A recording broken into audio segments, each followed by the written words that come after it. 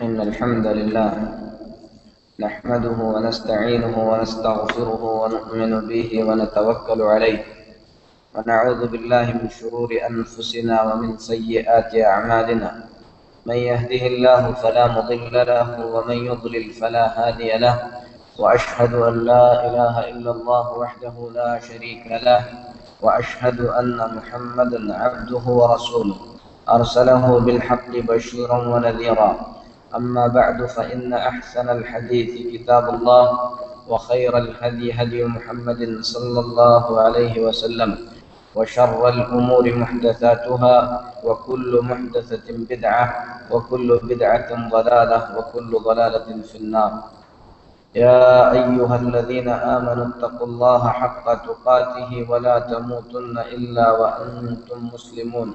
يا أيها الناس اتقوا ربكم الذي خلقكم من نفس واحدة وخلق منها زوجها وبث منهما رجالا كثيرا ونساء، واتقوا الله الذي تساءلون به والأرحام إن الله كان عليكم رقيبا. يا أيها الذين آمنوا اتقوا الله وقولوا قولا سديدا يصلح لكم أعمالكم ويغفر لكم ذنوبكم، ومن يطع الله ورسوله فقد فاز فوزا عظيما. أما بعد، جیسا کہ اعلان کیا گیا تھا کہ آج کے اس درس میں اللہ تبارک و تعالیٰ کی مرضی سے انشاءاللہ ہم جو بات کریں گے، بات کا موضوع ہے نماز کے اذکار، اس کے معانی اور اس کے مفاہیم۔ پہلے ہم جو ہے موضوع کو سمجھ لیتے ہیں۔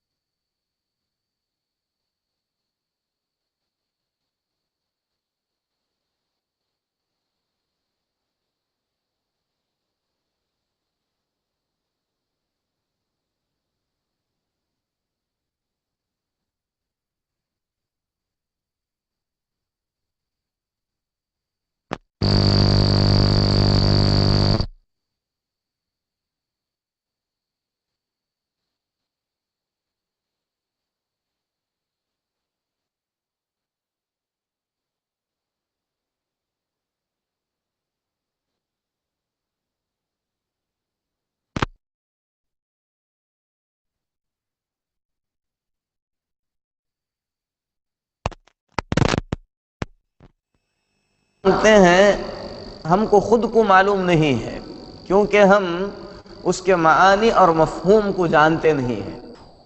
یہ ضروری ہے نماز کا مطلب سمجھنا، نماز میں جو کچھ ہم کہتے ہیں اس کا مطلب سمجھنا ضروری ہے، تاکہ ہم کو جب نماز پڑھ رہے ہیں تو یہ احساس ہمارے دل میں آ جائے کہ ہم نماز میں اللہ سے کیا کہہ رہے ہیں، تاکہ ہماری زندگی کے اندر اسی کے مطابق تبدیلی آ سکے۔ اسی لیے نماز کے معانی اور مفہوم کو جاننا ضروری ہے۔ آج کا درس بے شک انتہائی ضروری درس ہے، کیونکہ یہ ہماری زندگی کے اندر روزانہ پیش آنے والا مسئلہ ہے، اور روزانہ ایک مرتبہ نہیں، کئی مرتبہ پیش آنے والا مسئلہ ہے۔ 5 وقت کی نمازیں تو فرض ہیں، پڑھتے ہیں، کوئی تہجد پڑھتا ہے، یعنی زندگی کا ایک بہت ہی اہم مسئلہ، بلکہ یہ کہیں کہ زندگی کے اندر جو سب سے اہم مسائل ہیں ان میں سے ایک مسئلہ نماز ہے۔ تو نماز، اس کے معانی، اس کے مفہوم، اس کے اندر ہم کیا کہتے ہیں، یہ جاننا ہمارے لیے انتہائی ضروری ہے۔ ٹھیک ہے، نماز سب سے پہلے فرض ہے۔ فرض کا مطلب کیا ہے؟ اگر ہم چھوڑیں گے تو گنہگار ہوں گے، کریں گے تو اجر ملے گا، ثواب ملے گا، یہ مطلب ہوتا ہے فرض کا۔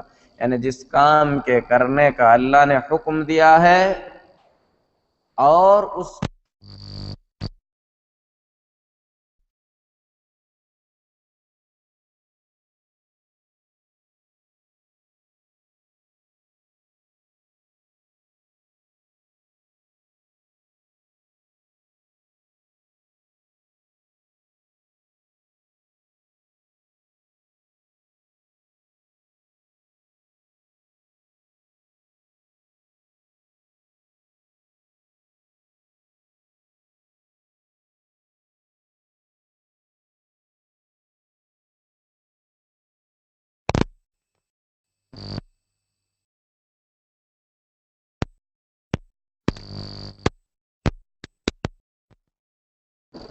اسی لیے نماز کی جب دعائیں بیان کی جاتی ہیں، نماز کے اذکار جب بیان ہوتے ہیں، تو علماء جو ہے نماز کے ساتھ ساتھ گھر سے نکلنے کی دعا بھی بیان کرتے ہیں، کیونکہ آدمی عام طور پر اپنے گھر سے نکلتا ہے، اور حدیث میں بھی یہی ہے کہ آدمی جب اپنے گھر سے باوضو ہو کر نکلتا ہے، نماز پڑھتا ہے، یعنی گھر سے نکلنے کا ذکر آیا ہے۔ ہو سکتا ہے آدمی کام پہ ہو تو کہیں اور سے آ جائے، تو جب آدمی گھر سے نکلے تو اسے کیا دعا پڑھنا چاہیے؟ گھر سے نکلتے وقت کیا دعا پڑھ کر نکلنا چاہیے؟ کیا گھر سے نکلتے وقت کی کوئی خاص دعا ہے کیا؟ کون بتائیں گے؟ گھر سے نکلتے وقت کی کوئی خاص دعا ہے؟ نماز کے لیے یا کبھی بھی جب آپ گھر سے نکلیں، سب سے پہلے کبھی بھی جب آپ گھر سے نکلیں اس کے لیے خاص دعا ہے۔ ہماری زندگی کے اندر ایک بہت بڑی کمی ہے جس کی وجہ سے ہماری زندگی میں برکت نہیں ہے، ہمارے وقت میں برکت نہیں ہے، ہم لوگوں کے ساتھ اللہ کی نصرت اور مدد نہیں ہے۔ بڑی وجہ کیا ہے معلوم؟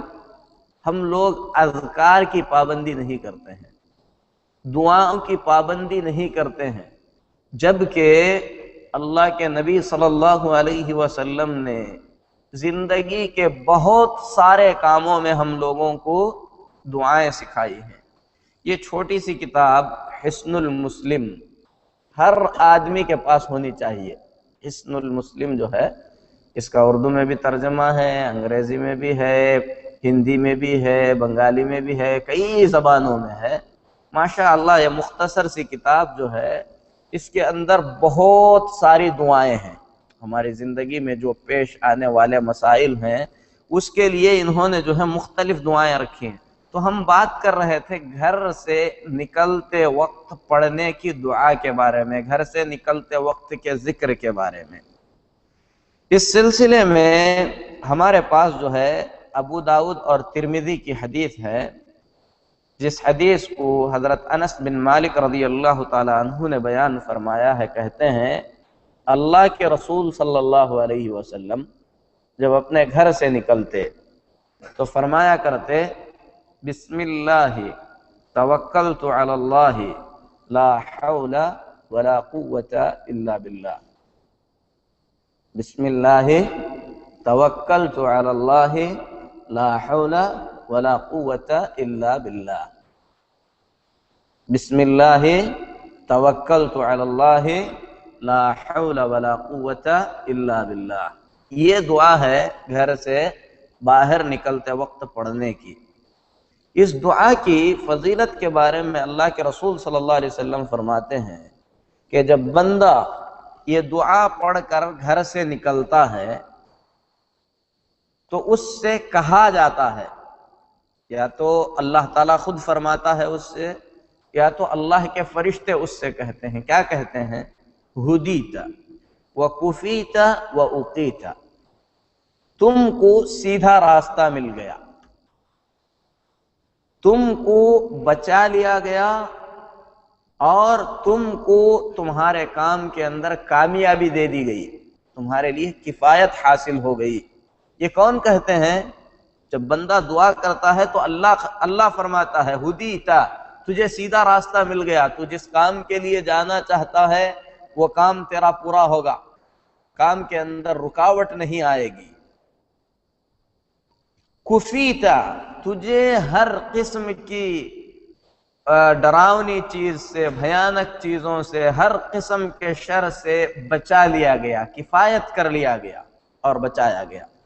نبی صلی اللہ علیہ وسلم فرماتے ہیں جب بندہ یہ دعا پڑھتا ہے آسمان سے یہ جواب آتا ہے یتنحى عنہ الشیطان، شیطان اس آدمی سے دور ہٹ جاتا ہے. ہر آدمی کے ساتھ شیطان ہوتا ہے اسے بہکانے کے لیے، اسے گمراہ کرنے کے لیے. جب ہم یہ دعا پڑھتے ہیں تو کیا ہوتا ہے؟ نبی صلی اللہ علیہ وسلم فرماتے ہیں کہ شیطان اس سے دور ہو جاتا ہے. فَيَقُولُ شَيْطَانٌ آخر، ایک دوسرا شیطان اس شیطان سے کہتا ہے كَيْفَ لَكَ بِرَجُلٍ قَدْ هُدِيَ وَكُفِيَ وَأُقِيَ، تو اس آدمی کا کیا بگاڑ سکتا ہے جسے راہ ہدایت دے دی گئی ہے، جسے بچا لیا گیا ہے، جس کے کام کے پورا ہونے کا وعدہ کیا گیا ہے، یعنی تو اسے گمراہی نہیں کر سکتا.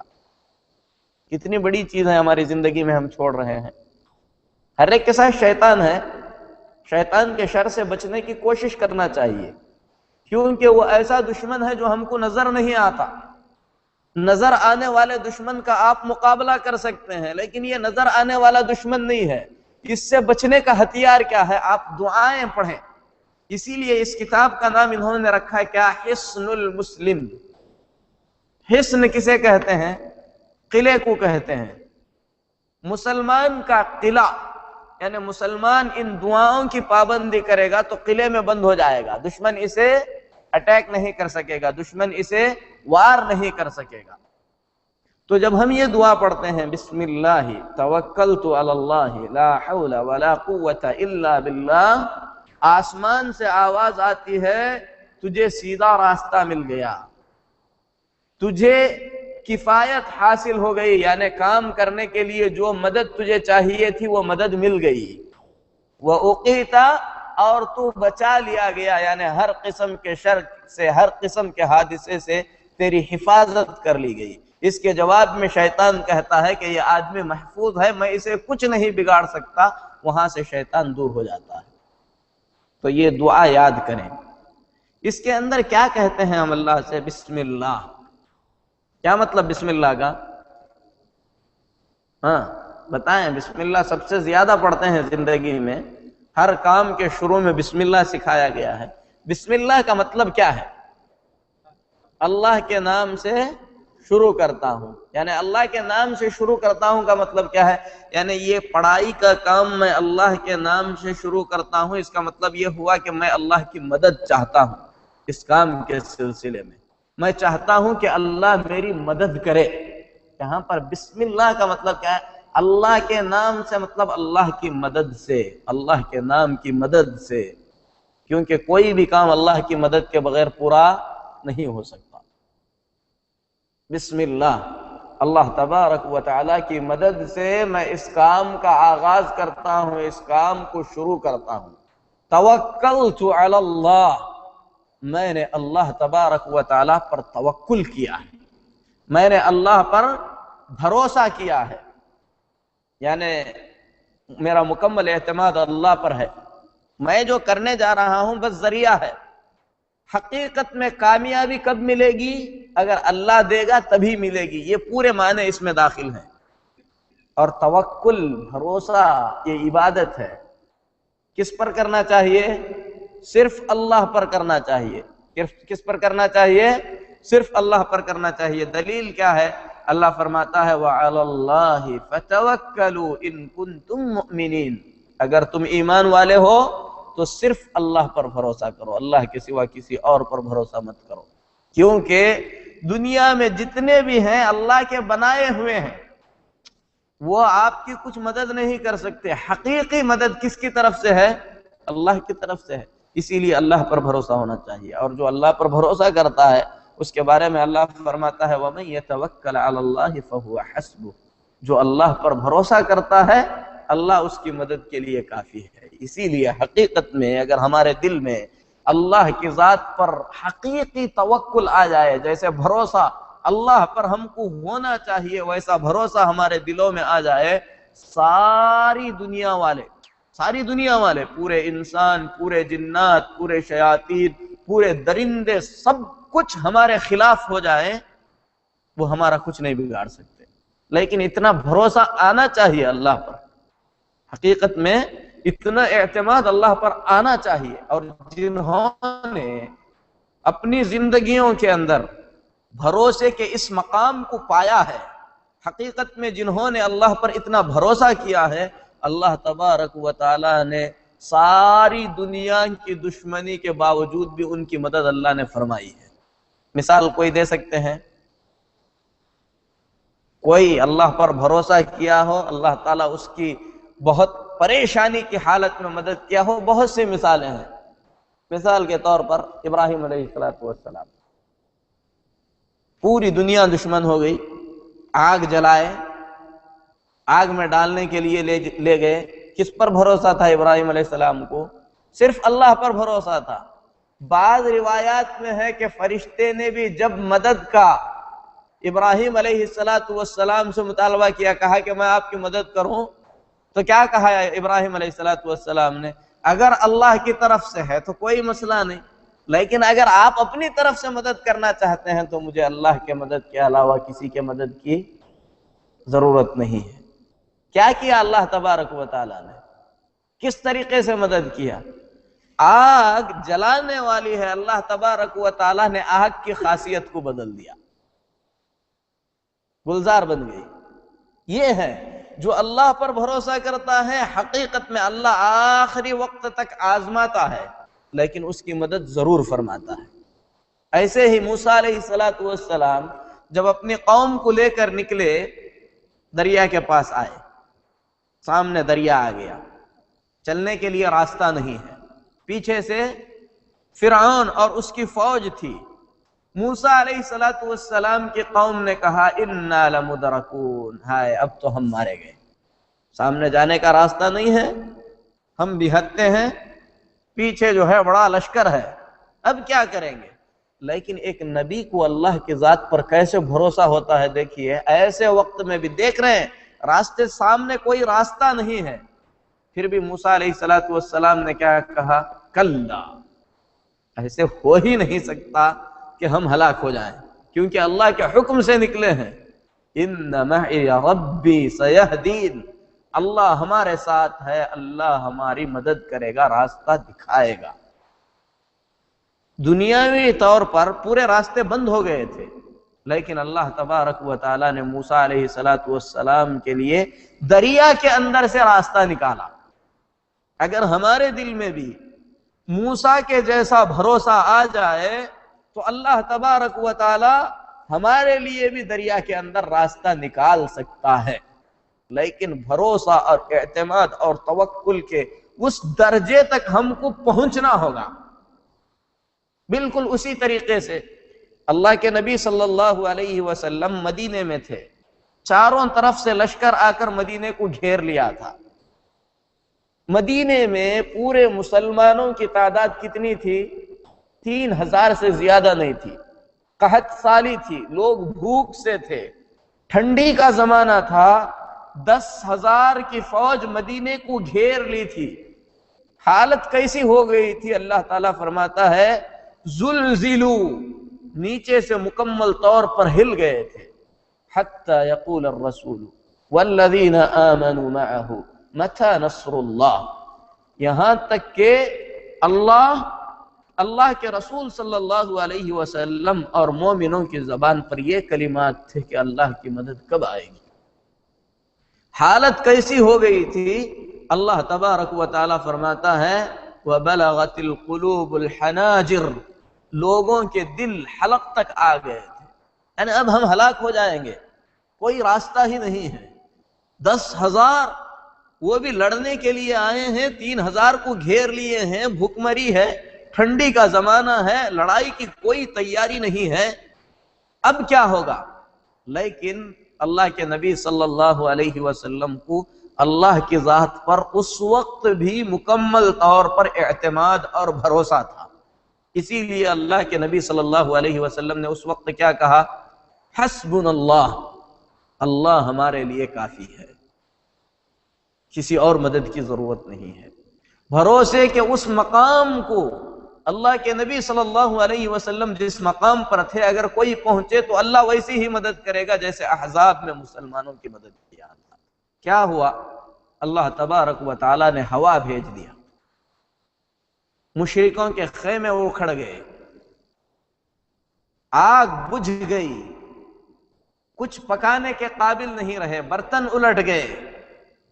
دوسرے ہی دن 10,000 کا لشکر جو مدینے پہ چڑھائی کے لیے آیا تھا، مدینے سے بھاگ کھڑا ہوا، اللہ نے مدد کیا۔ یہ سب واقعات قرآن میں اور رسول اللہ صلی اللہ علیہ وسلم کی حدیث میں کیوں بیان کیے گئے ہیں؟ تاکہ ہم اپنی زندگی کے اندر اللہ پر توکل کے ایک بڑے مقام پر پہنچے۔ بڑی سی بڑی مصیبت اگر ہم پہ آئے تو اللہ کی ذات پر سے ہمارا توکل نہ ہٹے، بھروسہ نہ ہٹے۔ آدمی یہ نہ سوچے کہ میری مراد اللہ کے علاوہ کہیں اور بھی پوری ہوگی۔ جو اللہ پر بھروسہ کرتا ہے اللہ تبارک و تعالیٰ اس کی مدد کے لیے کافی ہوتا ہے، اللہ ہی اس کی مدد فرماتا ہے۔ تو اس دعا میں ہم کہتے ہیں بسم اللہ، اللہ تبارک و تعالیٰ کی مدد سے میں نکل رہا ہوں، توکلت علی اللہ، میں اللہ پر بھروسہ کرتا ہوں، لا حول ولا قوت الا باللہ، اللہ تبارک و تعالیٰ کی مدد سے کسی سے بچنے کی کوئی طاقت نہیں ہے۔ اللہ تبارک و تعالیٰ کی مدد کے بغیر کسی سے بچنے کی کوئی طاقت نہیں ہے، اور اللہ کی مدد کے بغیر کسی کام کو کرنے کی بھی کوئی طاقت نہیں ہے۔ یہ مطلب ہے لا حول ولا قوت الا باللہ کا۔ لا حول ولا قوت الا باللہ یہ جنت کے خزانوں میں سے ایک خزانہ ہے، جنت کے خزانوں میں سے ایک خزانہ ہے۔ اسی لیے آدمی جب کوئی بڑا کام کرنے جا رہا ہے، کوئی اہم کام کرنے جا رہا ہے، اللہ تبارک و تعالیٰ کی مدد کا تو بندہ ہر حال میں محتاج ہے، تو اس وقت لا حول ولا قوت الا باللہ پڑھے۔ اللہ تبارک و تعالیٰ کی مدد کے بغیر کوئی کام انجام نہیں دے سکتا، اللہ تبارک و تعالیٰ کی مدد کے بغیر کسی سے بچ بھی نہیں سکتا۔ تو یہ دعا ہے جو ہم کب پڑھتے ہیں؟ گھر سے باہر نکلتے وقت، بسم اللہ توکلت علی اللہ لا حول ولا قوت الا باللہ۔ لیکن نماز کے لیے جب ہم اپنے گھر سے نکلیں گے، اس دعا کے ساتھ ساتھ ایک اور دعا ہے جو نبی کریم صلی اللہ علیہ وسلم اس وقت پڑھتے تھے جب آپ نماز کے لیے اپنے گھر سے نکلتے تھے۔ حضرت عبداللہ بن عباس رضی اللہ تعالیٰ عنہ حدیث کے راوی ہیں، مسلم شریف میں ہے حدیث، فرماتے ہیں اللہ کے نبی صلی اللہ علیہ وسلم جب نماز کے لیے اپنے گھر سے نکلتے تھے تو فرمایا کرتے تھے اللہم اجعل فی قلبی نورا، اے اللہ میرے دل میں نور بنا دے، وفی لسانی نورا، اور میری زبان میں نور بنا دے، وَاجْعَلْ فِي سَمْعِي نُورًا وَاجْعَلْ فِي بَصَرِي نُورًا، اے اللہ تو میرے کان میں اور میرے آنکھ میں نور بنا دے. وَاجْعَلْ مِنْ خَلْفِي نُورًا وَمِنْ أَمَامِي نُورًا، اے اللہ میرے پیچھے اور میرے آگے بھی نور بنا دے. وَاجْعَلْ مِنْ فَوْقِي نُورًا وَمِنْ تَحْتِي نُورًا، اے اللہ میرے آگے میرے اوپر اور نیچے بھی نور بنا دے. اللہم اعطنی نورا، اے اللہ تو مجھے نور عطا فرما. یعنی نبی کریم صلی اللہ علیہ وسلم جب گھر سے نکلتے تھے تو اللہ تبارک و تعالیٰ سے مکمل نور کا سوال کرتے تھے کہ میرے ذرے ذرے کے اندر اے اللہ نور پیدا کر دے، نور بنا دے، اور اسی طریقے سے مجھے نور سے گھیر دے. کیونکہ نبی کریم صلی اللہ علیہ وسلم نے نماز کو نور قرار دیا ہے. نماز کیا ہے؟ نور ہے. مسلم شریف میں ہے الصلاۃ نور، نماز جو ہے نور ہے. اس نور کے لیے ہم جا رہے ہیں، روشنی کے لیے جا رہے ہیں. جو قیامت کے دن اندھیروں میں ہمارے لیے روشنی ہوگی تو ضروری ہے کہ اس روشنی کی طلب میں جاتے جاتے اللہ تبارک و تعالیٰ سے مکمل روشنی اور نور کا سوال کریں کہ اللہ دل میں، آنکھ میں، کان میں، آگے پیچھے، دائیں بائیں، اوپر نیچے، ہر جانب سے اللہ تبارک و تعالیٰ ہمیں نور عطا فرمائے. اس طریقے کی دعا جو ہے نبی صلی اللہ علیہ وسلم نے سکھائی ہے. اور نماز نور ہے، اس کے بارے میں نبی کریم صلی اللہ علیہ وسلم فرماتے ہیں من حافظ علیہا کانت لہ نورا وبرہانا یوم القیامہ، جو شخص نماز کی حفاظت کرے گا قیامت کے دن یہ نماز اس کے لیے نور ہوگی اور برہان یعنی دلیل ہوگی جہنم سے آزادی کے لیے. وَنَجَاةً يَوْمَ الْقِيَامَةِ، اور جہنم سے آزادی کا سبب بنے گی. وَمَن لَمْ يُحَافِظْ عَلَيْهَا لَمْ يَكُنْ لَهُ نُورٌ وَلَا بُرْهَانٌ وَلَا نَجَاةٌ يَوْمَ الْقِيَامَةِ، لیکن جو شخص نماز کی حفاظت نہیں کرے گا وہ قیامت کے دن اس کے لیے نور نہیں ہوگی، اس کے لیے نجات کا ذریعہ نہیں بنے گی، اس کے لیے برہان نہیں ہوگی. اور یہ حدیث جو ہے مسند احمد کی ہے. تو یہ دعا جو ہے سیکھنا چاہیے ہم کو. اور جو ہے نماز کو جب ہم اپنے گھر سے نکلیں تو بسم اللہ توکلت علی اللہ کے بعد اس دعا کو پڑھنا چاہیے. جب ہم مسجد کے لیے آئیں گے تو مسجد میں داخل ہوتے وقت جو ہے ہم لوگوں کو نبی صلی اللہ علیہ وسلم نے خصوصی دعا سکھائی ہے. گھر سے ہم نکلے، جب ہم یہ دعائیں پڑھ کے نکلتے ہیں، نماز کی غرض سے نکلتے ہیں، ہمارے ہر قدم پہ اللہ تعالیٰ اجر عطا فرماتا ہے، ایک گناہ کو مٹاتا ہے، ایک درجے کو اللہ تبارک و تعالیٰ بلند فرماتا ہے. یہاں تک کہ جب ہم مسجد میں آتے ہیں تو ابو داؤد میں ہے، حدیث کو امام البانی رحمۃ اللہ علیہ نے صحیح قرار دیا ہے. حضرت عبداللہ بن عمرو بن عاص رضی اللہ تعالیٰ عنہ حدیث کے راوی ہیں، فرماتے ہیں اللہ کے نبی صلی اللہ علیہ وسلم جب مسجد میں داخل ہوتے تو فرمایا کرتے تھے اعوذ باللہ العظیم وبوجہہ الکریم وسلطانہ القدیم من الشیطان الرجیم. یہ دعا نبی صلی اللہ علیہ وسلم کب پڑھتے تھے؟ مسجد میں داخل ہوتے وقت پڑھتے تھے. اعوذ باللہ العظیم وبوجہہ الکریم وسلطانہ القدیم من الشیطان الرجیم. میں اللہ کی حفاظت چاہتا ہوں، اللہ کی حفاظت میں آتا ہوں، اللہ کی پناہ میں آتا ہوں، اس اللہ کی جو عظمت والا ہے، بلند و بالا، جو سب سے اونچا ہے. وَبِوَجْهِهِ الْكَرِيمِ، اللہ تبارک و تعالیٰ کے کریم اور پیارے چہرے کی پناہ میں آتا ہوں. وَسُلْطَانِهِ الْقَدِيمِ، اور اللہ تبارک و تعالیٰ کی قدیم سلطنت اور قدیم سلطان کی پناہ میں آتا ہوں. من الشیطان الرجیم، کس سے پناہ میں آتا ہوں؟ مردود شیطان سے. یعنی مردود شیطان سے میں اللہ تبارک و تعالیٰ کی حفاظت چاہتا ہوں، جو عظمت والا ہے، جو پاک چہرے والا ہے، جو قدیم سلطنت والا ہے. نبی صلی اللہ علیہ وسلم فرماتے ہیں کہ جب بندہ یہ دعا کرتا ہے تو شیطان کہتا ہے حفظ منی سائر اليوم، آج کے پورے دن میں اسے نقصان نہیں پہنچا سکوں گا. کتنی بڑی بات ہے. دو چار کلمات کی یہ دعا ہے. جب ہم مسجد میں داخل ہوتے ہوئے پڑھیں گے تو شیطان اپنی حقیقت جان لیتا ہے، اپنی بے بسی کا اقرار کرتا ہے، کہتا ہے کہ یہ دعا اللہ کے اس بندے نے پڑھ لیا ہے، اب پورے دن میں اسے نقصان نہیں پہنچا سکتا۔ حفظ منی سائر اليوم، آج کے پورے دن اس کی حفاظت ہو گئی۔ اسی طریقے سے ایک اور دعا بھی ہے جو عام طور پر ہم لوگوں میں سے سب کو یاد ہوگی۔ کون سی دعا ہے؟ جب مسجد میں داخل ہوتے ہیں کیا دعا پڑھتے ہیں؟ اللہم افتح لی ابواب رحمتک۔ اس کے آگے پیچھے بھی کچھ ہے، یہ بھی ثابت ہے اللہم افتح لی ابواب رحمتک، لیکن بہت ساری حدیثوں میں یہ ہے کہ اس دعا کو پڑھنے سے پہلے ہم لوگ بسم اللہ پڑھیں اور نبی کریم صلی اللہ علیہ وسلم پر صلاۃ پڑھیں اور سلام پڑھیں۔ بسم اللہ والصلاۃ والسلام علی رسول اللہ اللہم افتح لی ابواب رحمتک۔ حضرت ابو حمید یا ابو اسید رضی اللہ تعالیٰ عنہ سے روایت ہے، مسلم شریف کی حدیث ہے، فرماتے ہیں نبی کریم صلی اللہ علیہ وسلم نے فرمایا جب کوئی مسجد میں آئے تو کہے اللہم افتح لی ابواب رحمتک، اے اللہ تو میرے لیے اپنی رحمت کے دروازے کھول دے۔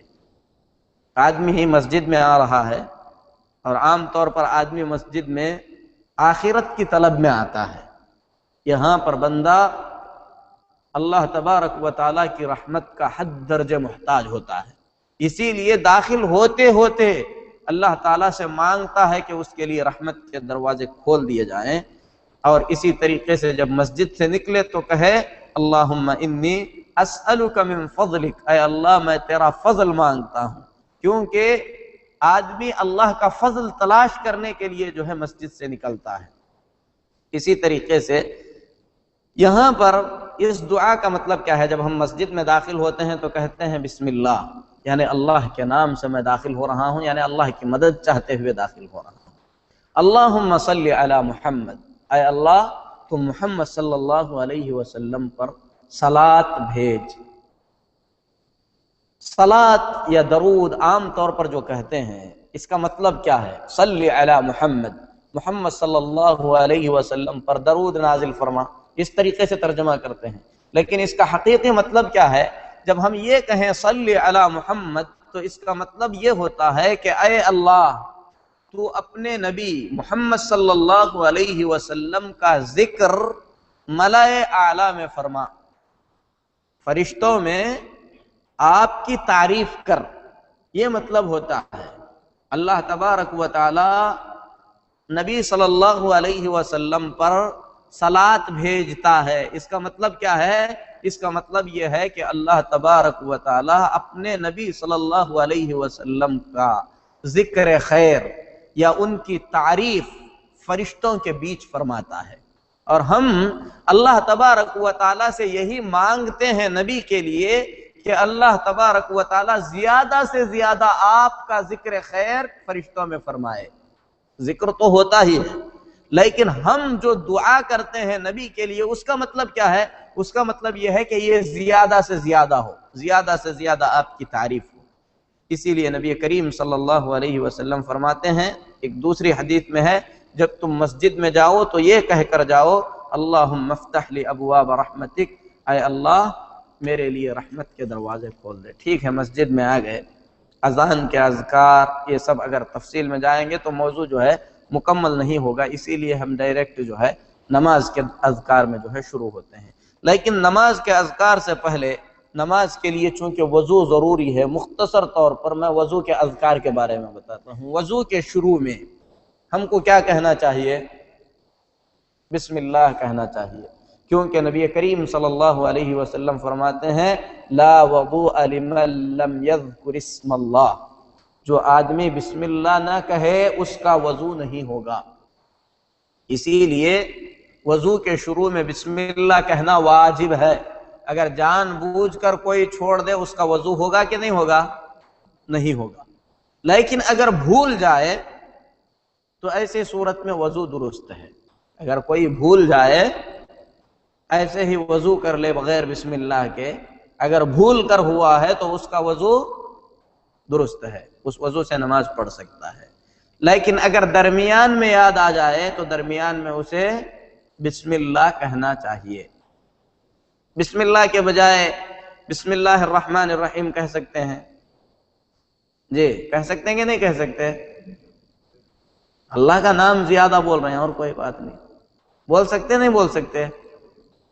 کہہ سکتے، کہہ سکتے نہیں کہہ سکتے؟ نہیں کہہ سکتے۔ کیوں نہیں کہہ سکتے؟ کیونکہ اللہ کے نبی صلی اللہ علیہ وسلم نے صرف بسم اللہ کہنے کے لیے کہا ہے۔ اللہ کے نبی صلی اللہ علیہ وسلم نے صرف بسم اللہ کہنے کے لیے کہا ہے۔ اگر وہاں پر بسم اللہ الرحمن الرحیم پورا کہنا ہوتا تو نبی صلی اللہ علیہ وسلم پورا سکھاتے تھے۔ آپ کتنا سکھائے ہیں اتنے ہی پر اکتفا کرنا یہ نبی صلی اللہ علیہ وسلم کی مکمل اقتداء ہے۔ اللہ کے نبی صلی اللہ علیہ وسلم امت کے لیے جو بھی خیر تھا آپ نے سکھا دیا ہے۔ اسی لیے جہاں پر صرف بسم اللہ آیا ہے وہاں پر صرف بسم اللہ کہنا ہے، جہاں پر بسم اللہ الرحمن الرحیم آیا ہے وہاں پر بسم اللہ الرحمن الرحیم کہنا ہے۔ ذبح کے وقت بسم اللہ کہنا ہے، بسم اللہ اللہ اکبر، ٹھیک ہے۔ کھانا کھاتے وقت بسم اللہ کہنا ہے، وضو کرتے وقت بسم اللہ کہنا ہے۔ نبی صلی اللہ علیہ وسلم فرماتے ہیں جس نے بسم اللہ نہیں کہا اس کا وضو نہیں ہے۔ اچھا، بسم اللہ کے بعد ہاتھ دھوتے وقت کیا پڑھنا چاہیے؟ کلی کرتے وقت کیا پڑھنا چاہیے؟ کچھ نہیں ہے، کہیں پر کوئی حدیث نہیں ہے۔ کچھ لوگ کچھ نئی نئی دعائیں بنا لیے ہیں، اس سلسلے میں امام ابن القیم رحمۃ اللہ علیہ فرماتے ہیں یہ دعائیں جو لوگوں نے بنا لی ہیں اس کا ثبوت نہ تو قرآن میں ہے، نہ نبی صلی اللہ علیہ وسلم کی حدیث میں ہے، نہ صحابہ کے عمل میں ہے، نہ چاروں اماموں میں سے کسی امام نے یہ دعاؤں میں سے کوئی دعا سکھائی ہے، تو ثابت نہیں ہے۔ خاموشی کے ساتھ آدمی مکمل طور پر اچھے انداز میں وضو کرے۔ وضو سے فارغ ہونے کے بعد دعا ہے۔ نبی کریم صلی اللہ علیہ وسلم نے وضو سے فارغ ہونے کے بعد دعا سکھائی ہے، کون بتائیں گے؟ جی اس سے پہلے بھی کچھ ہے۔ جی اشہد ان لا الہ الا اللہ واشہد ان محمدً عبدہ ورسولہ، مطلب کیا ہے؟ میں گواہی دیتا ہوں کہ اللہ کے سوا کوئی سچا معبود نہیں ہے، اور میں گواہی دیتا ہوں کہ محمد صلی اللہ علیہ وسلم اللہ کے بندے اور اللہ کے رسول ہیں۔ اللہم اجعلنی من التوابین، اے اللہ تو مجھے توبہ کرنے والوں میں سے بنا، یعنی جس سے گناہ ہوتا ہے، گناہ کا احساس ہوتا ہے، اپنے گناہوں پر شرمندگی ہوتی ہے، اپنے گناہوں کی معافی مانگتا ہے، ایسے بندوں میں سے مجھے بنا دے۔ وَاجْعَلْنِي مِنَ الْمُتَطَهِّرِينَ، اے اللہ تو مجھے پاک لوگوں میں سے بنا دے۔ تو یہ دعا ہے۔ جب بندہ مکمل طور پر وضو کرتا ہے اور یہ دعا پڑھتا ہے تو کیا ہوتا ہے؟ نبی صلی اللہ علیہ وسلم فرماتے ہیں کہ اس کے پورے گناہ گر جاتے ہیں، جھڑ جاتے ہیں۔ تو اس دعا کی جو ہے، اس دعا کا اہتمام کرنا چاہیے۔ اس کے بعد ہم مسجد میں داخل ہوئے، نماز پڑھنے کے لیے کھڑے ہوتے ہیں۔ نماز میں سب سے پہلے نیت ضروری ہے۔ نیت کہاں کرنی چاہیے؟ دل میں کرنی چاہیے۔ اس کی تفصیل میں بتا چکا ہوں روزے کے مسائل کے سلسلے میں کہ نیت کو زبان سے ادا کرنے کا کوئی ثبوت نہیں ہے، نہ تو صحابہ سے ہے، نہ اماموں سے ہے، نہ نبی صلی اللہ علیہ وسلم سے ہے۔ دل میں جو ارادہ ہے وہی نیت ہے۔ اچھا، نیت کر کے ہم کھڑے ہوئے۔ نماز کا آغاز کس سے ہوتا ہے؟ تکبیر سے ہوتا ہے، اللہ اکبر کہتے ہیں۔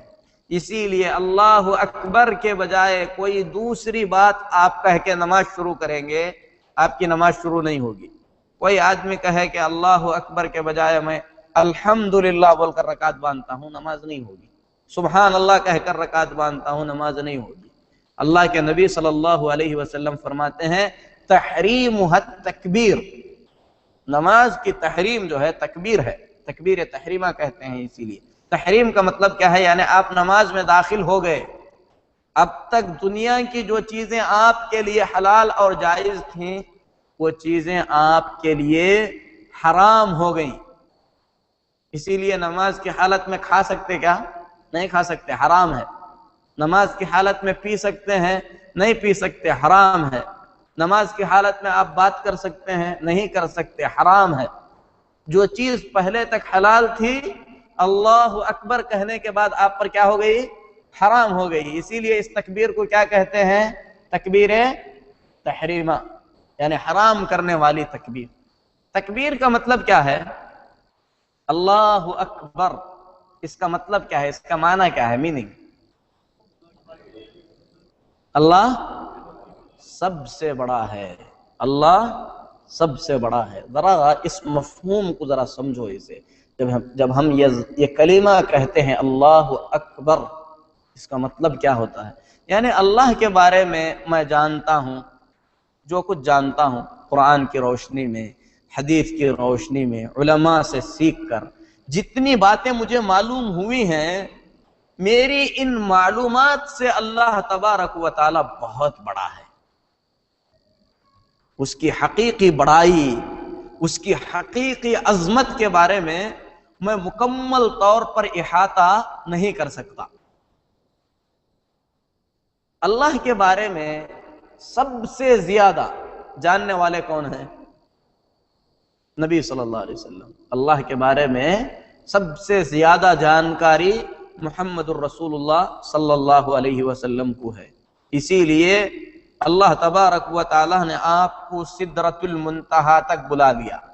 یہ آخری مخلوق ہے جس کو لوگوں نے دیکھا ہے، جس کو مخلوقات میں سے کسی نے دیکھا ہے. اس کے بعد اللہ کا عرش ہے اور اللہ تبارک و تعالی عرش پر ہے. سدرۃ المنتہا، اس کے بعد جو ہے 7ویں آسمان پر ہے سدرۃ المنتہا. پھر اللہ تبارک و تعالی کا عرش سب سے بڑی مخلوق ہے، اس پر اللہ تبارک و تعالی ہے. لیکن اللہ کے نبی صلی اللہ علیہ وسلم، جن کے بارے میں اللہ رب العالمین فرماتا ہے فَكَانَ قَابَ قَوْسَيْنِ أَوْ أَدْنَى، اللہ تعالیٰ سے اتنے قریب ہو گئے کہ 2 کمان یا اس سے کم کا فاصلہ تھا. اتنے قریب ہو گئے. آپ نے اللہ تعالیٰ سے بات چیت بھی کر لی، لیکن اس کے باوجود بھی نبی کریم صلی اللہ علیہ وسلم فرماتے ہیں سفارش کا جب دن ہوگا، اس دن میں اللہ تبارک و تعالیٰ کے لیے سجدہ کروں گا، سجدے میں گرا رہوں گا. اس وقت اللہ تبارک و تعالیٰ مجھے اپنی تعریف کے ایسے کلمات سکھائے گا جو آج تک اس نے کسی کو نہیں سکھائے ہیں.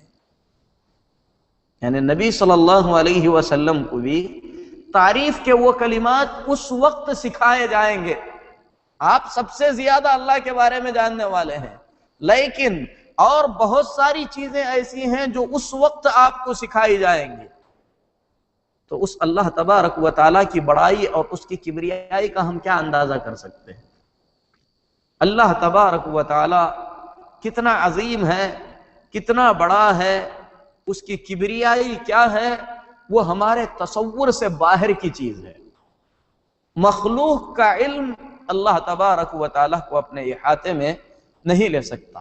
اللہ تبارک و تعالیٰ کی عظمت کو سمجھنے کے لیے ہم اللہ کی پیدا کی ہوئی کچھ مخلوقات کے بارے میں زیادہ سے زیادہ غور و فکر کر سکتے ہیں. اللہ کے نبی صلی اللہ علیہ وسلم فرماتے ہیں سب سے اخیر میں جو شخص جنت میں جائے گا، اس کا واقعہ بڑا طویل ہے، مسلم شریف کی حدیث ہے، یہاں تک کہ جہنم سے نکل کر کئی درختوں سے ہونے کے بعد وہ جنت تک آ جائے گا اور اللہ تعالیٰ سے درخواست کرے گا کہ اللہ اسے جنت میں داخل فرمائے. اللہ تبارک و تعالیٰ فرمائے گا کہ جا، میں نے تجھے جنت میں داخل کر دیا. نبی صلی اللہ علیہ وسلم فرماتے ہیں جب وہ جنت میں جائے گا یخیل الیہ انہا ملآ، جنت کو دیکھ کر اسے ایسے لگے گا کہ جنت بھر چکی ہے، اب اس کے لیے جگہ نہیں ہے. یعنی ہر کوئی اپنا اپنا حصہ لے لیا ہے جنت میں. آ کر اللہ تبارک و تعالیٰ سے کہے گا کہ اے اللہ میں کہاں جاؤں؟ نبی کریم صلی اللہ علیہ وسلم فرماتے ہیں اللہ تبارک و تعالیٰ اس سے فرمائے گا کہ کیا میں تجھے جنت میں اتنا مقام دے دوں جتنی پوری دنیا تھی؟ نبی صلی اللہ علیہ وسلم فرماتے ہیں پریشان ہو جائے گا، کہے گا کہ اے اللہ، تو بادشاہوں کا بادشاہ ہو کر مجھ بندے کا مذاق اڑا رہا ہے، یعنی میں اتنا کہاں مانگ رہا ہوں۔ اللہ تبارک و تعالیٰ اس کی اس بات پر ہنس پڑے گا، اور اللہ تبارک و تعالیٰ کی یہ صفت ہے کہ اللہ تبارک و تعالیٰ ہنستا ہے۔ نبی کریم صلی اللہ علیہ وسلم فرماتے ہیں، اس کے بعد اللہ رب العالمین اس بندے سے کہے گا، جتنی دنیا تھی اس کے 10 کے برابر تجھے جنت میں جگہ عطا کی جاتی ہے۔ یہ کس کا مقام ہے؟ سب سے آخری میں جنت میں جانے والے کا مقام ہے۔ نبیوں کے کیا مقامات ہوں گے، اللہ کے نیک بندوں کے کیا مقامات ہوں گے، اللہ کے اولیاء کے کیا مقامات ہوں گے، صحابہ کے کیا مقامات ہوں گے، پھر جنت کتنی بڑی ہوگی۔ یہ مخلوق ہے اللہ کی، اللہ کی پیدا کی ہوئی چیزیں ہیں، اور ان پوری جنتوں کا جو جنت الفردوس ہے، سب سے بڑی جنت ہے، اس کی چھت کیا ہے؟ کیا ہے جنت الفردوس کی چھت؟ اللہ کا عرش ہے۔ عرش کتنا بڑا ہوگا سوچ سکتے ہیں؟ تصور میں آ سکتا ہے؟ ناممکن چیز ہے۔ اگر ہم اللہ کے عرش کا تصور ہمارے ذہن میں نہیں لا سکتے تو اللہ تبارک و تعالیٰ کی عظمت کا تصور کیسے ہمارے دل میں آ سکتا ہے؟ اللہ نے سچ فرمایا، وَلَا يُحِيطُونَ بِشَيْءٍ مِّنْ عِلْمِهِ، اللہ تبارک و تعالیٰ کے علم کا کوئی احاطہ نہیں کر سکتا۔ اتنے عظیم رب کی اگر ہم نافرمانیاں کرتے ہیں، اس کے حکم کے خلاف جاتے ہیں، اس کے بتائے ہوئے احکام کو ٹھکرا دیتے ہیں، تو حقیقت میں ہم سے بڑا بدبخت کون ہو سکتا ہے؟ گناہوں کو کرنے سے پہلے آدمی اللہ کی عظمت کے بارے میں سوچے۔ اللہ بہت عظیم ہے، عظمت والا ہے۔ جب اللہ اکبر کہتے ہیں نماز کے لیے کھڑے ہو کر، یہ تصور ہمارے ذہن میں آ جانا چاہیے کہ اللہ سب سے بڑا ہے۔ میری پریشانیوں سے، میرے حاجتوں سے، میری مصیبتوں سے، میرے کام سے، میری دنیا سے، میری تجارت سے، آدمی اس تصور کے ساتھ اللہ اکبر کہے گا تو بے شک وہ ایک دنیا سے دوسری دنیا کی طرف منتقل ہو جائے گا۔ یہ مچھر کے پر کی حیثیت والی دنیا کو چھوڑ کر اللہ تبارک و تعالیٰ کے سامنے حاضری جو ہوتی ہے، اس کا تصور اس کے دل میں آ جائے گا۔ سارے خزانوں کا مالک، آسمان و زمین کا مالک، عرش و کرسی کا مالک، میں اس کے سامنے کھڑا ہوں، اس سے اپنی حاجتیں مانگنے والا ہوں، اس سے کچھ وعدے کرنے والا ہوں، اس سے کچھ عہد کرنے والا ہوں۔ جو آدمی یہ تصور لے کر نماز میں آئے گا، پھر اس کا موبائل کھلا نہیں رہے گا، موبائل کی رنگ ٹون سے اس کے نماز کا خشوع نہیں ٹوٹے گا۔ ذرا یہ تصور لے کر دیکھو، اتنے بڑے رب کے سامنے میں کھڑا ہوں، اس سے کچھ مانگنے جا رہا ہوں، وہ مجھ سے باتیں کرتا ہے، میں کہتا ہوں تو وہ اس کا جواب دیتا ہے۔ یہ تصور کبھی لے کر ہم نماز پڑھے ہیں؟ اسی لیے ہماری نمازیں ہم کو بے حیائی اور بدکاری سے نہیں روکتی ہیں۔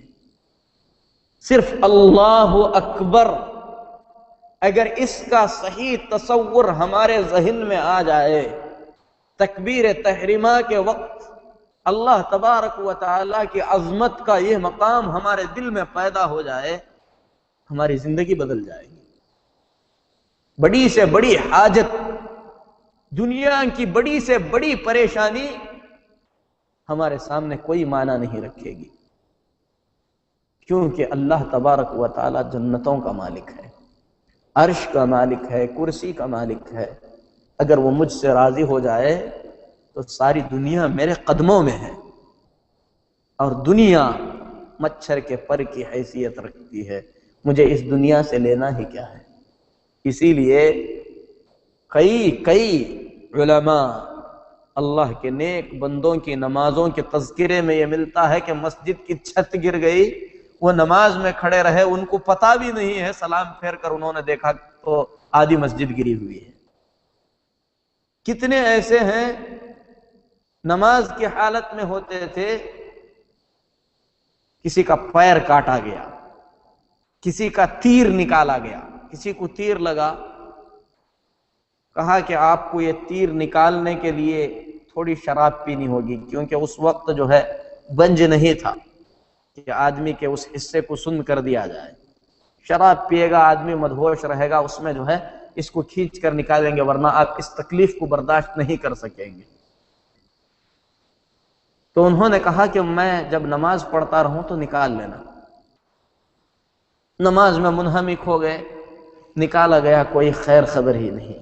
بہت سے ایسے واقعات ہیں، اللہ کے یہ نیک بندے جب نماز پڑھتے تھے ساری دنیا سے غافل ہو جاتے تھے، ان کو پتہ بھی نہیں چلتا تھا کہ آس پاس میں کیا ہو رہا ہے۔ ایسا کب ہو سکتا ہے؟ جب اللہ کی عظمت کا تصور حقیقت میں ہمارے دل میں آ جائے، ہم یہ سوچ کر کھڑے ہوں کہ بادشاہوں کے بادشاہ رب العالمین کے دربار میں ہماری حاضری ہے، ہم اس سے کچھ کہنے جا رہے ہیں۔ اللہ اکبر کا یہ مطلب ہے اللہ سب سے بڑا ہے۔ حقیقت میں اللہ کی عظمت ہمارے دل میں آنی چاہیے۔ اس کے بعد اللہ اکبر کے بعد نماز میں کیا پڑھتے ہیں؟ جی کیا پڑھتے ہیں؟ ثنا پڑھتے ہیں۔ اس کو دعائے استفتاح کہتے ہیں، یعنی نماز شروع کرنے کی دعا۔ کئی دعائیں اللہ کے نبی صلی اللہ علیہ وسلم سے وارد ہوئی ہیں۔ اللہ کے نبی صلی اللہ علیہ وسلم جیسا کہ حضرت عائشہ رضی اللہ تعالی عنہ، ابو سعید خدری رضی اللہ تعالی عنہ بیان فرماتے ہیں، ابو داؤد میں ہے، اللہ کے نبی صلی اللہ علیہ وسلم جب نماز کا آغاز فرماتے تو کہتے سبحانک اللہم وبحمدک وتبارک اسمک وتعالی جدک ولا الہ غیرک۔ سبحانک اللہم، پاک ہے تو اے اللہ۔ کس سے پاک ہے اللہ تبارک و تعالی؟ ہر عیب سے پاک ہے، ہر کمزوری سے پاک ہے، ہر برائی سے پاک ہے۔ اسی لیے جو اللہ کی طرف بیٹا منسوب کرتے ہیں وہ اللہ تبارک و تعالیٰ کی شان میں گستاخی کرتے ہیں، اللہ تبارک و تعالیٰ اس سے پاک ہے۔ جو اللہ کے ساتھ کسی کو شریک کرتے ہیں وہ اللہ تبارک و تعالیٰ کی شان میں گستاخی کرتے ہیں، اللہ تعالیٰ شریک سے پاک ہے۔ جو یہ سمجھتے ہیں کہ اللہ تبارک و تعالیٰ نے انہیں بے وجہ پریشان کیا ہے، مصیبتوں میں ڈالا ہے، پریشان کر رکھا ہے، جیسے آدمی پر مصیبت آتی ہے، پریشانی آتی ہے تو کچھ لوگ شکایت کرتے ہیں یہ مصیبت ہم پر ہی کیوں؟ ہم نماز بھی پڑھتے ہیں، ہم کو ہی کیوں پریشان کیا جاتا ہے؟ مصیبت ہم پر ہی کیوں آتی ہے؟ یہ اللہ کے ساتھ شکوہ ہے، بے ادبی ہے۔ اللہ تبارک و تعالی ذرہ برابر ظلم سے پاک ہے۔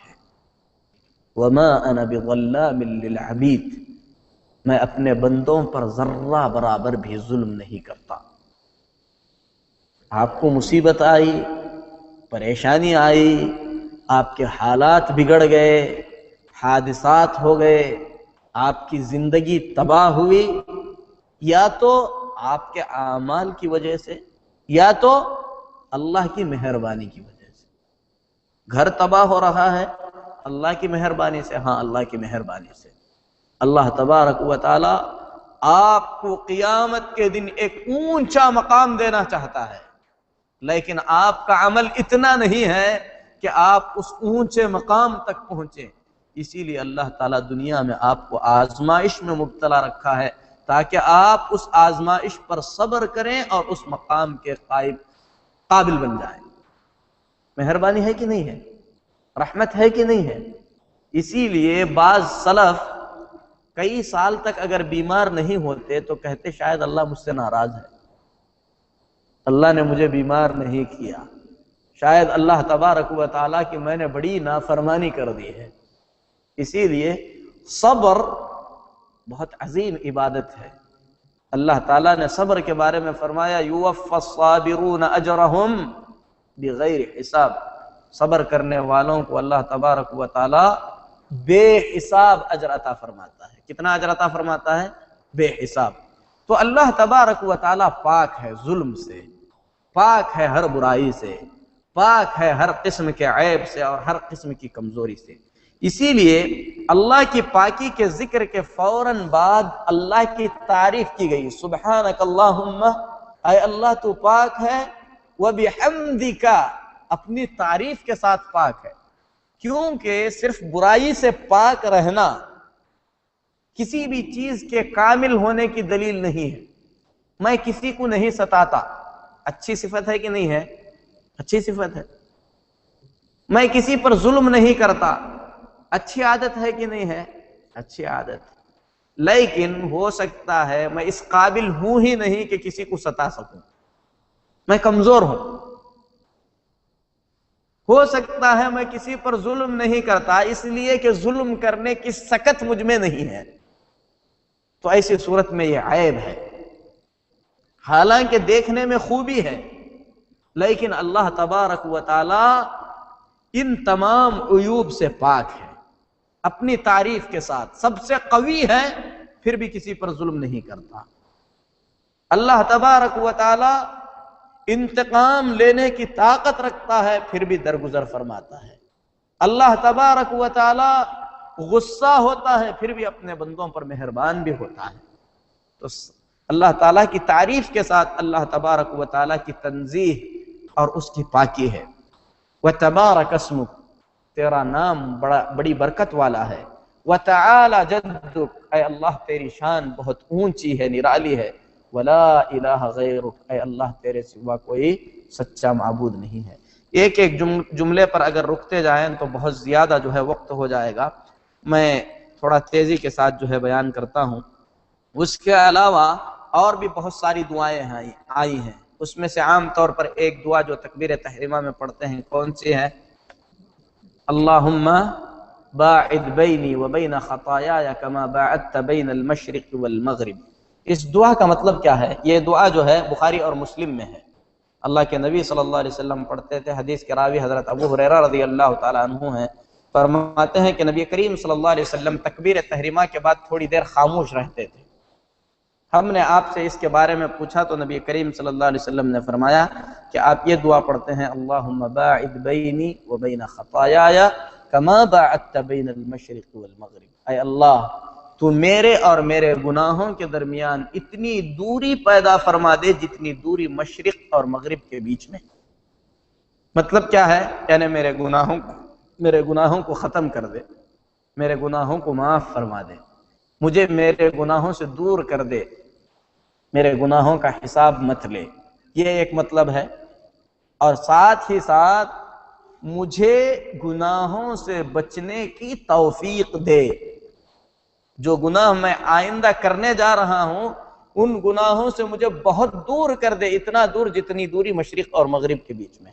ذرا سوچو، اتنے عظمت والے اللہ کے سامنے ہم کھڑے ہیں، یہ بات ہم زبان سے کہہ رہے ہیں، اپنے گناہوں کی معافی مانگ رہے ہیں، گناہوں سے دور رہنے کے بارے میں اللہ سے پوچھ بھی رہے ہیں۔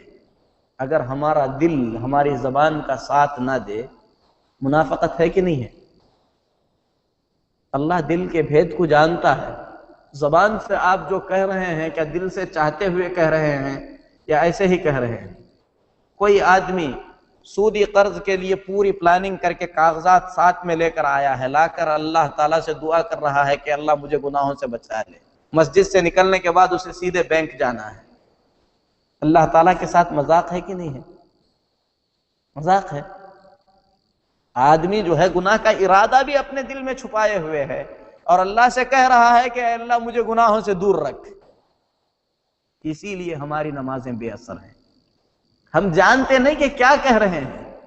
اللہ سے جب ہم مانگ رہے ہیں کہ اے اللہ تو مجھے گناہوں سے دور رکھ، کوشش بھی ہونی چاہیے گناہوں سے دور رہنے کی. اگر حقیقت میں یہ سوچ کر ہم کہیں کہ اللہ سے ہم جب اللہم باعد بینی و بین خطایایا کہتے ہیں تو مطلب یہ ہوتا ہے کہ اے اللہ مجھ کو گناہوں سے دور رکھ، تو مجھے بذات خود گناہوں سے دور رہنے کی مکمل کوشش کرنی چاہیے.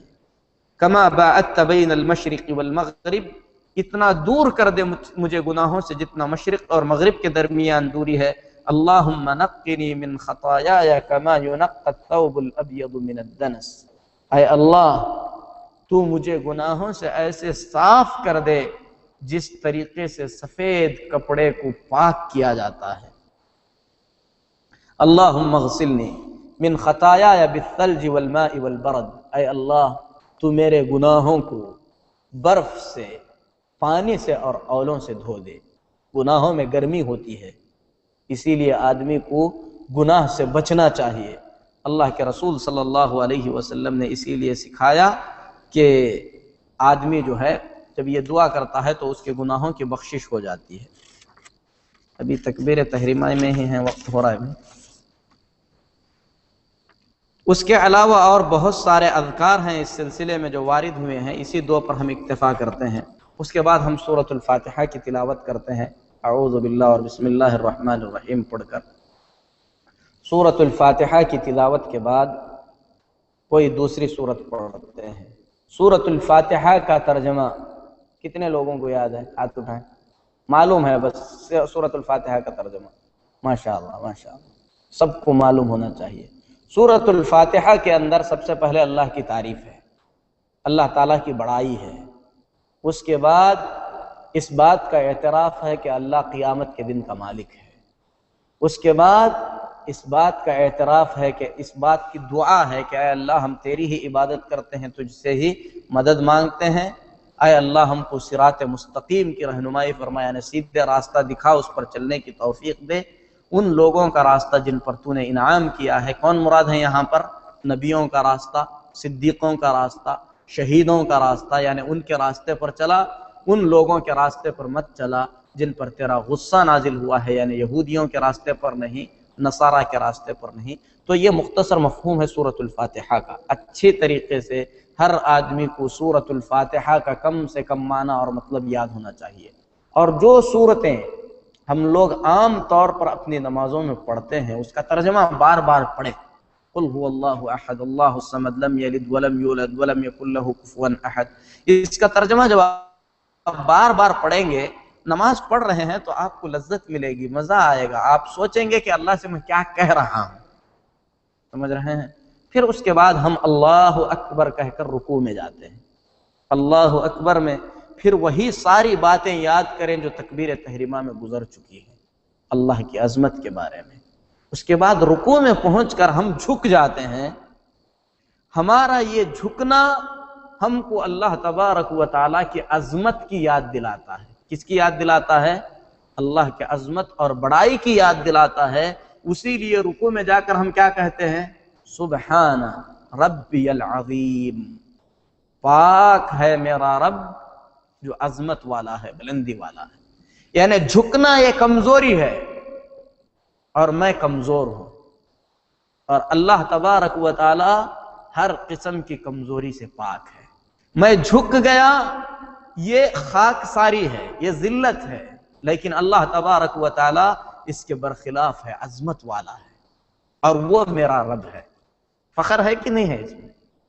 عظمت والے رب کا میں بندہ بنوں، یہ فخر کی بات ہے.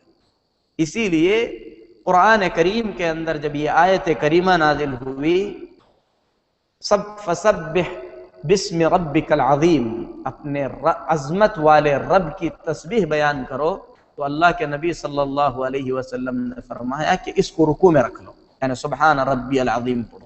تو رکوع کی دعاؤں میں سب سے بہترین دعا کون سی ہے؟ سبحان ربی العظیم ہے. کتنے بار پڑھنا چاہیے؟ 3 بار، 5 بار، 7 بار.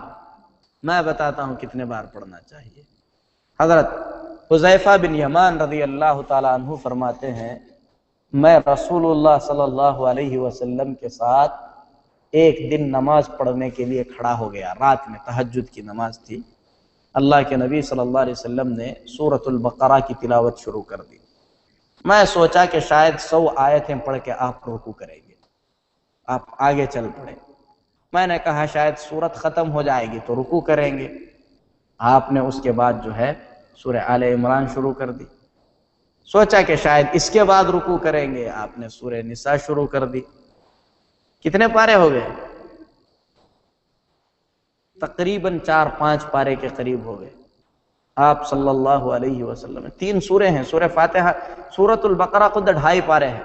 تقریباً آپ صلی اللہ علیہ وسلم کتنے پارے پڑھے؟ 5 پارے کے قریب قریب۔ کتنے رکعتوں میں؟ 1 رکعت میں۔ اس کے بعد آپ نے رکوع کیا۔ آپ صلی اللہ علیہ وسلم کا رکوع آپ صلی اللہ علیہ وسلم کی رکعت کے برابر تھا، قیام کے برابر تھا۔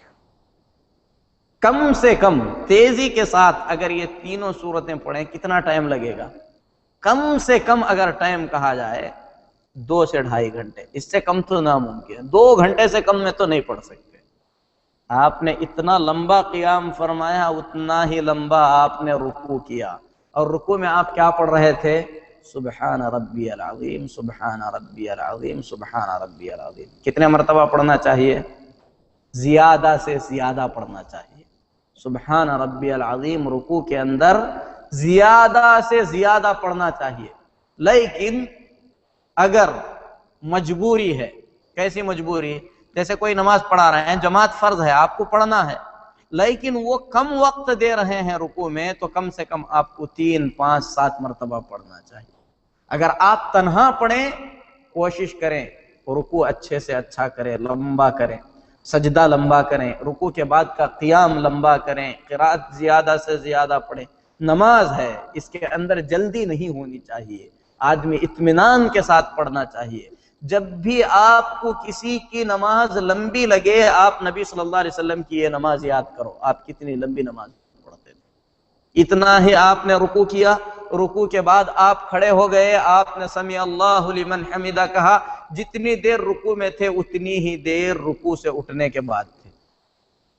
ہمارے ہاں رکوع سے اٹھتے بھی نہیں کہ فوراً سجدے میں، ابھی جو ہے کھڑے بھی نہیں ہوتے، سجدے میں چلے جاتے ہیں۔ یہ نماز کی جو ہے بے حرمتی ہے۔ نماز اس طریقے سے نہیں ہوتی۔ نماز کے اندر اطمینان شرط ہے، ضروری ہے۔ اگر اطمینان ختم ہو جائے تو وہ نماز قابل قبول نہیں ہوتی۔ اتنی ہی دیر آپ رکوع کے بعد کھڑے رہے، پھر اس کے بعد آپ نے سجدہ کیا، آپ کا سجدہ بھی تقریباً آپ کے رکوع کے برابر تھا۔ یہ نبی صلی اللہ علیہ وسلم کی نماز ہے، صلی اللہ علیہ وسلم۔ اسی طریقے سے اللہ کے نبی صلی اللہ علیہ وسلم رکوع میں کئی دعائیں پڑھتے تھے۔ کبھی آپ پڑھتے تھے سبحانک اللہم ربنا وبحمدک اللہم اغفر لی۔ یہ دعا بھی نبی صلی اللہ علیہ وسلم رکوع میں پڑھتے تھے، اور یہ دعا ام المؤمنین عائشہ رضی اللہ تعالی عنہا نے بیان فرمائی ہے، اور یہ حدیث جو ہے بخاری اور مسلم دونوں میں ہے۔ سبحانک اللہم، اے اللہ تیری پاکی ہے، ربنا اے ہمارے رب، وبحمدک تیری تعریف کے ساتھ، یعنی تیری تعریف کے ساتھ تیری پاکی ہے۔ میں بتایا دونوں کے اندر جو ہے کیوں جوڑا گیا ہے، کیونکہ صرف برائی سے پاک رہنا کامل ہونے کی دلیل نہیں ہے۔ برائی سے پاک ہونے کے ساتھ ساتھ قابل تعریف بھی ہے، ہر بھلائی بھی اس کے اندر ہے۔ اللہم اغفر لی، اے اللہ تو میری مغفرت فرما دے۔ یہ دعا نبی صلی اللہ علیہ وسلم قرآن کریم پر عمل کرتے ہوئے پڑھتے تھے، کیونکہ اللہ تعالیٰ نے آپ صلی اللہ علیہ وسلم کی حیات طیبہ کے آخری دنوں میں یہ آیت نازل فرمائی، فَسَبِّحْ بِحَمْدِ رَبِّكَ وَاسْتَغْفِرْهُ إِنَّهُ كَانَ تَوَّابًا۔ آپ تسبیح بیان کیجئے، اپنے رب کی حمد کے ساتھ اس سے استغفار کیجئے، بے شک آپ کا رب مغفرت کرنے والا ہے۔ یہ آیت جب نازل ہوئی تو نبی صلی اللہ علیہ وسلم اس کے اندر جو حکم دیا گیا ہے اس حکم کے مطابق رکوع میں کیا پڑھا کرتے تھے؟ سبحانک اللہم وبحمدک اللہم اغفر لی۔ رکوع میں بھی پڑھتے تھے، کبھی سجدے میں بھی پڑھتے تھے، کبھی آپ رکوع میں یہ بھی پڑھتے تھے سبوح قدوس رب الملائکۃ والروح۔ سبوح اس کا مطلب کیا ہے؟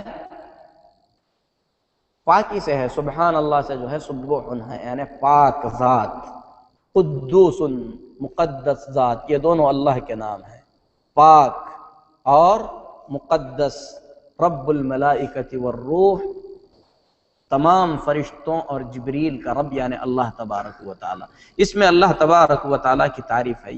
یہ دعا بھی نبی صلی اللہ علیہ وسلم رکوع میں بھی پڑھتے تھے، سجدے میں بھی پڑھتے تھے۔ تو رکوع کے اندر سبحان ربی العظیم، سبحانک اللہم وبحمدک، سبحانک اللہم وبحمدک اللہم اغفر لی، اسی طریقے سے سبوح قدوس رب الملائکۃ والروح، یہ سب پڑھنا ثابت ہے۔ رکوع سے اٹھتے وقت کیا کہیں؟ سمع اللہ لمن حمدہ، سمع اللہ لمن حمدہ۔ اس کا مطلب کیا ہے؟ سمع اللہ، اللہ نے سن لیا، لمن حمدہ، اس کی بات کو جس نے اس کی تعریف کی، جس نے اللہ کی تعریف کی، اللہ تبارک و تعالی نے اس کی اٹھتے ہیں۔ اسی لیے اس کے بعد ہم فوراً کیا کرتے ہیں؟ اللہ تعالیٰ کی تعریف بیان کرتے ہیں، ربنا لک الحمد۔ جس نے اللہ کی تعریف کی، اللہ نے اس کی بات سن لیا، امام جب یہ کہتا ہے تو ہم فوراً تعریف کرتے ہیں، ربنا لک الحمد، اے اللہ تیرے لیے حمد ہو، تیرے لیے تعریف ہو، تیری بڑائی ہو۔ تو ربنا لک الحمد یہ کہنا بھی ثابت ہے، ربنا ولک الحمد کہنا بھی ثابت ہے، اور دونوں کے معنی میں فرق ہے۔ ربنا لک الحمد کا مطلب ہے اے اللہ تیرے لیے تعریف ہے، ربنا ولک الحمد کا مطلب ہے اے ہمارے رب۔ یہ بذات خود ایک دعا ہو گئی، یعنی ہم تیری ربوبیت کا اقرار کرتے ہیں، تیرے محتاج ہیں اور تیرے لیے تعریف ہے۔ تو کبھی آپ ربنا لک الحمد کہیں، کبھی ربنا ولک الحمد کہیں، کبھی اللہم ربنا لک الحمد ملء السماوات وملء الارض وملء ما شئت من شیء بعد۔ اس کا مطلب کیا ہے؟ اے اللہ تیرے لیے تعریف ہے، آسمان بھر کر، زمین بھر کر، آسمان اور زمین کے بیچ جو کچھ ہے وہ سب بھر کر، اور اتنی تعریف ہے جتنی تو چاہتا ہے۔ یہ بھی نبی کریم صلی اللہ علیہ وسلم پڑھا کرتے تھے۔ کبھی ایک آدمی کو نبی کریم صلی اللہ علیہ وسلم نے نماز میں کہتے ہوئے سنا، اس نے کہا ربنا ولک الحمد حمدا کثیرا طیبا مبارکا فیہ، اے اللہ تیرے لیے تعریف ہے، بہت زیادہ تعریف ہے، بہت پاک اور بابرکت اور بہت ہی زیادہ تعریف ہے۔ یہ کلمات سننے کے بعد نبی صلی اللہ علیہ وسلم نے کہا کہ یہ کس نے کہا؟ ایک صحابی نے کہا، اللہ کے نبی صلی اللہ علیہ وسلم میں نے کہا تھا۔ تو نبی کریم صلی اللہ علیہ وسلم نے فرمایا کہ تمہاری اس بات کو لکھنے کے لیے 30 سے زیادہ فرشتے دوڑ پڑے، ہر کوئی چاہ رہا تھا کہ سب سے پہلے تمہاری بات کو وہ لکھ دے۔ تو یہ مختلف جو ہے دعائیں ہیں، کبھی یہ دعا جو ہے آدمی کو پڑھتے رہنا چاہیے۔ جب ہم سجدے میں جاتے ہیں، سجدے میں اللہ تعالیٰ سے سب سے زیادہ قریب ہوتے ہیں۔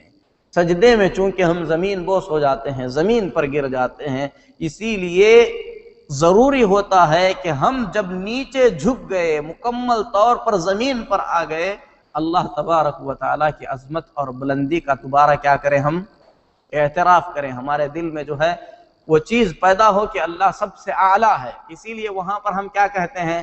سبحان ربی الاعلی، پاک ہے میرا رب جو سب سے بلند ہے۔ جھکے، اللہ کی عظمت کا خیال آیا، اور جب ہم نیچے ہو گئے تو اللہ تبارک و تعالیٰ کی بلندی کا خیال آیا، وہ اللہ جو سب سے بلند اور سب سے جو ہے اونچا ہے۔ تو دعا رکوع کے اندر، سجدے کے اندر جو ہے کچھ دعاؤں کا میں نے اس سے پہلے بھی ذکر کیا، سبوح قدوس رب الملائکۃ والروح وغیرہ کا۔ اس کے علاوہ عام طور پر نبی صلی اللہ علیہ وسلم سجدے کی حالت میں جو ہے کئی دعائیں کیا کرتے تھے۔ اس میں سے ایک دعا ام المؤمنین عائشہ صدیقہ رضی اللہ تعالی عنہا بیان فرماتی ہیں کہ ایک دن اللہ کے نبی صلی اللہ علیہ وسلم جو ہے کو میں نے بستر پر نہیں پایا، میں آپ کو ٹٹولنے لگی، ڈھونڈنے لگی، تو آپ صلی اللہ علیہ وسلم سجدے کی حالت میں تھے۔ میرا ہاتھ آپ صلی اللہ علیہ وسلم کے دونوں پیروں پر پڑا۔ یہاں کئی مسئلے ہیں، اس میں ایک مسئلہ یہ بیان کیا گیا ہے کہ ام المومنین عائشہ رضی اللہ تعالی عنہ کا ہاتھ نبی صلی اللہ علیہ وسلم کے دونوں پیروں پر پڑا. اس کا مطلب کیا ہے؟ سجدے میں دونوں پیر ملے ہونا چاہیے. یہ ایک مسئلہ ہے. اور ایک مسئلہ یہ ہے کہ سجدے عورت کے چھونے سے وضو نہیں ٹوٹتا. کیسے معلوم ہوا؟ کیسے معلوم ہوا؟ نبی صلی اللہ علیہ وسلم نماز میں تھے. اگر عائشہ رضی اللہ تعالی عنہ کے چھونے سے وضو ٹوٹ جاتا تو آپ صلی اللہ علیہ وسلم کو نماز توڑنی ہوتی. نماز کی حالت میں عائشہ رضی اللہ تعالی عنہ نے نبی صلی اللہ علیہ وسلم کو چھوا, وضو نہیں ٹوٹا. ٹھیک ہے, تو جو لوگ کہتے ہیں عورت کے چھونے سے وضو ٹوٹ جاتا ہے وہ بات غلط ہے. نبی صلی اللہ علیہ وسلم کبھی جو ہے امہات المؤمنین کو بوسہ بھی دیا کرتے تھے. بہرحال ام المؤمنین عائشہ رضی اللہ تعالی عنہ فرماتی ہیں آپ نماز میں تھے, دعا کر رہے تھے, اللہم اعوذ برضاک من سخطک, اے اللہ تیرے غصے سے, تیری رضامندی میں پناہ دے دے, یعنی تو مجھ سے راضی ہو جا, غصہ مت ہو. وبمعافاتک من عقوبتک, تیری پکڑ سے, تیری عافیت میں پناہ دے دے. واعوذ بک منک, اے اللہ میں تجھ سے تیری ہی پناہ چاہتا ہوں.